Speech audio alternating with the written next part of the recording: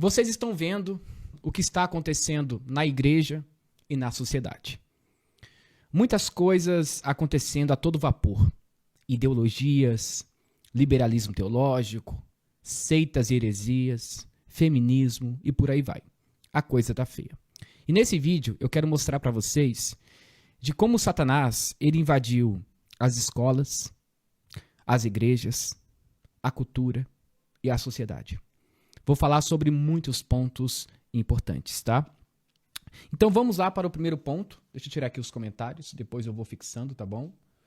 A primeira coisa que eu quero falar, tá bom? Que é muito importante, deixa eu colocar aqui, é o liberalismo teológico, tá bom? O liberalismo teológico invadiu muitas igrejas e muitas faculdades no decorrer da história da igreja, tá bom? Então, o nosso primeiro ponto é sobre liberalismo teológico. Aí também, nessa época, vai surgir a alta crítica histórica, tá bom? É para verificar se os evangelhos são autênticos, se realmente Jesus, ele era divino, se Jesus era apenas um homem que nasceu em Nazaré. Então, tudo isso surge na época do liberalismo teológico.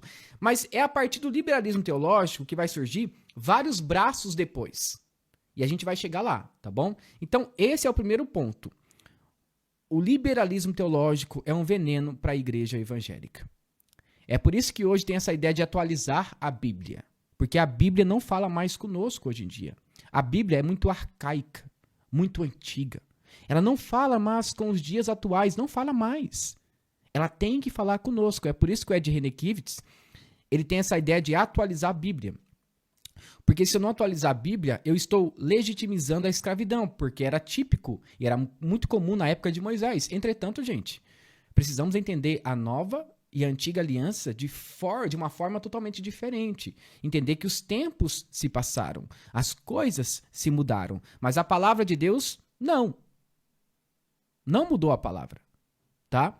Mas temos que entender que era para aquela época, para aquele contexto. Entretanto, os liberais não entendem dessa maneira, tá? Muito delicado. O feminismo invadiu as igrejas evangélicas. E nós precisamos entender como que começou tudo isso. É de suma importância você entender a origem do feminismo. Como que começou? Eu quero falar sobre algumas coisas, tá? Que são interessantes para nós. A primeira coisa, quando o feminismo surgiu, a ideia era igualdade para todos, incluindo as mulheres.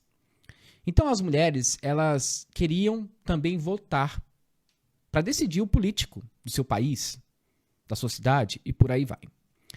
Liberdade também na questão acadêmica e também trabalhista. As mulheres tinham também que ir para a faculdade. As mulheres também tinham que buscar os seus sonhos. Então, elas poderiam trabalhar, sair de casa. Então, essa primeira onda vai surgir aproximadamente ali no século XVIII, tá? 18, lá por fim de 19, tá bom? Em 1780 a 1789, aproximadamente, tá bom? No século XVIII, próximo para o século XIX. E nós achamos, por exemplo, que a fundadora do feminismo foi Simone de Beauvoir. Não foi ela, gente. Ela foi apenas mais uma agente de Satanás do mundo. A fundadora foi a Mary Wollstonecraft. Nome complicado de dizer, mas ela foi a fundadora praticamente do feminismo. Mas a ideia dela, pautada na ideia feminista, não tinha nada a ver com o pensamento da Simone de Beauvoir. Ela, no começo, a Mary, ela estava lutando pelo direito do voto, pelo direito da mulher conseguir trabalhar. Então, nessa época da Revolução Francesa, o que estava acontecendo?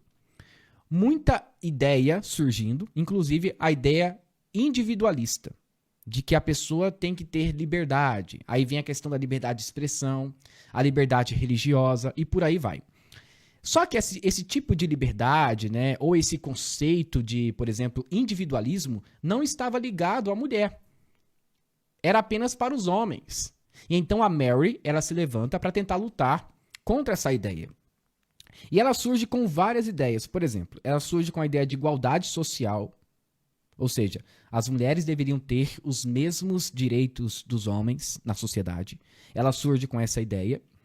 Ela também surge com a ideia de liberdade, ou seja, a mulher ela pode fazer tudo que o homem faz, desde a questão de ir para a faculdade ou a questão de ir para o trabalho. Ela lutou por isso.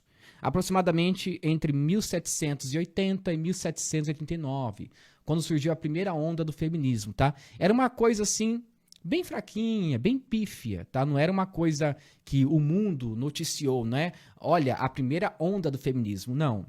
Mas foi aos poucos crescendo. Aí a gente consegue chegar em outro período, tá bom? A gente chega na segunda onda do feminismo, que aconteceu ali entre os anos de 1958 e 1970, aproximadamente, tá? 1950 e 1970, aproximadamente.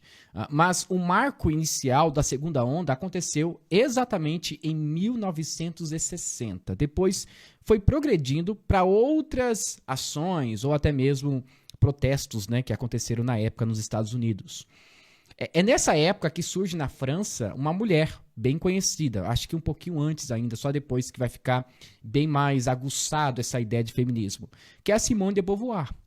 A Simone de Beauvoir, ela surge com algumas ideias contrárias à Bíblia. Ela acreditava que nós estávamos vivendo em uma geração patriarcal, que o homem manda em tudo e que a mulher ela é apenas uma forma de gerar filhos, nada mais do que isso. E ela surge com a ideia de que a mulher tem que buscar a sua liberdade feminina. É daí que surge o feminismo.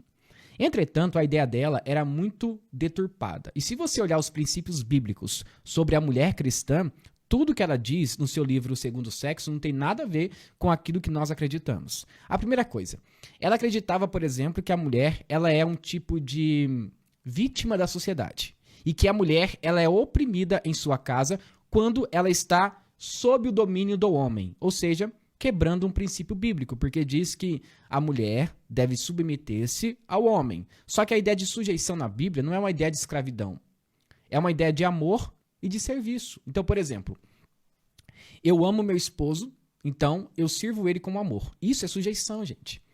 Agora, a mulher não pode ter autoridade sobre o marido. Você falar isso para Simone de Beauvoir na época dela, opa, peraí, isso não existe, cara. Você tá louco? A mulher não tem que obedecer nenhum macho, não. A mulher não tem que defender nenhum homem, não. A mulher tem que ser livre para fazer o que quiser, ter as suas próprias responsabilidades.